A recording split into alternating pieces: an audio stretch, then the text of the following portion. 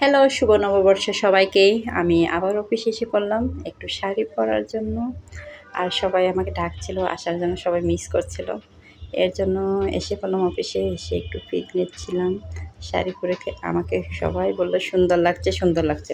একটা মেয়ে মানুষ যখন শাড়ি পরে সত্যিকারই সুন্দর লাগে।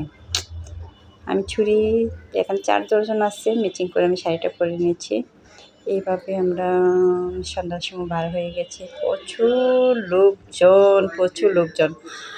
এত ভালো লাগছিল, ডানে বামে এত লোকজন, আর সবাই কালে লালে লালে সাদা সাদায় ভরা। পয়লা বৈশাখ মানে সাদা লাল খুব সুন্দর লাগছিল সবাইকে। যে যেমনি পারে সেভাবে সুন্দরভাবে সেজে গুজে আসতেছিল, ভালোই লাগে। বার না হলে আমরা পয়লা বৈশাখের একটা আনন্দ অনুভব করতে পারতাম না।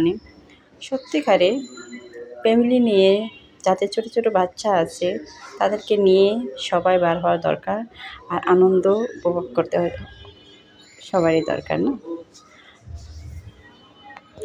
বাবুদেরকে মিস করছি। ছোটো বাবু যখন ছিল আমার, তখন আমিও নিয়ে আসতাম, ঘুরতাম ফিরতাম।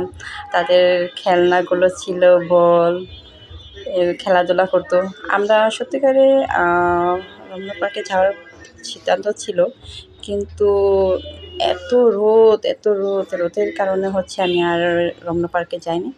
পরে জিয়াউদ্দান থেকে গিয়েছিলাম, একটু ঘোরাফেরা করলাম। ঘোরাফেরা দেখে এত লোক, প্রচুর লোকের জন্য ভিতরে ঢুকতে পারি নাই।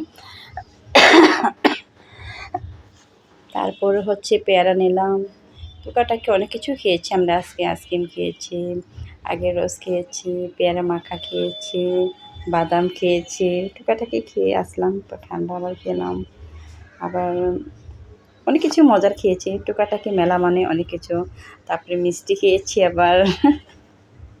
ভালোই লাগছিল এখানে। এই জায়গায় আমরা অনেকক্ষণ বসেছিলাম পানির কাছে। খুব ঠান্ডা ঠান্ডা আবহাওয়া, যত রোদ হোক না কেন, কিন্তু মিষ্টি বাতাসটা ছিল আজকে। ঈশ্বরকে ধন্যবাদ, এই মিষ্টি বাতাসের জন্য সবাই সুন্দরভাবে আজকে ঘুরতে ফিরতে পারলো। গরম লাগলে কেউ বার হতো না, কিন্তু সত্যিকারে খুবই ভালো লাগছিল। না বার হলে বুঝতে পারবে না, সত্যিকারে আমাকে খুব ভালো লাগছিল, ঠিক না?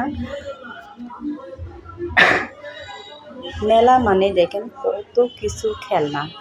এই খেলনার জন্য ছোটো সময় আমরা অনেক মিস করতাম না। এই খেলনার জন্য আমরা অনেক আবদার করতাম। আমার মা বাবা, বড় দিদি, দাদারা যারা থাকতো, সত্যি আবদার করতাম। এইগুলা না দেখলে কি মেলা হয়? বাচ্চাদের জন্যই মেলা। আজকে জায়গায় জায়গায়, সব জায়গায় আজকে মেলা, বিভিন্ন রকমের মজাদার মেলা ছিল। সুন্দর সুন্দর খাদ্য খাওয়ার, খুবই সুন্দর।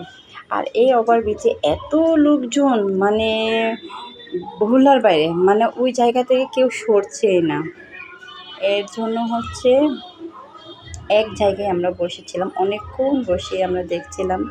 আর আমি দেখছিলাম কে কীভাবে সুন্দরভাবে সেজে গুজে আসছে, আমি এটাই ফলো করছিলাম। খুবই ভালো লাগছিলো, সবাই সুন্দরভাবে, যে যেমনি পারে সুন্দরভাবে সেজে গুজে আসছে, ভালোই লাগছিলো। কিন্তু রাস্তায় এত জ্যাম, প্রচুর জ্যাম। আজকে সব জায়গায় জ্যাম ছিল, খুব কষ্ট লাগছিল। আমরা সন্ধ্যার পরে আমরা বাসায় আসার জন্য রওনা দিচ্ছিলাম, কিন্তু প্রচুর জ্যামের কারণে